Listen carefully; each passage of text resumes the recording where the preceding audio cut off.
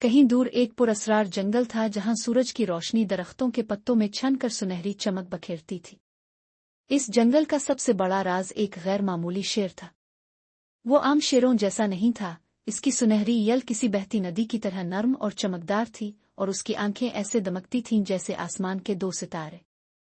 इसे जंगल के जानवरों ने सूरज का शेर कहा था।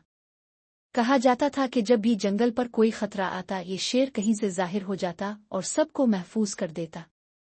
लेकिन कोई नहीं जानता था कि वो कहाँ रहता है, कहाँ से आता है और कहाँ गायब हो जाता है। एक दिन शिकारियों का एक गिरोह जंगल में दाखिल हुआ।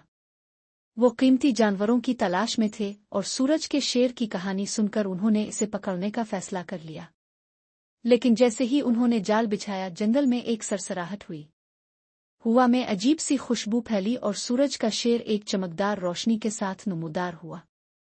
इसकी गरज ऐसी थी कि दरख्त लरजने लगे और उसकी आंखों में ऐसी आग थी कि शिकारियों के दिल दहल गए।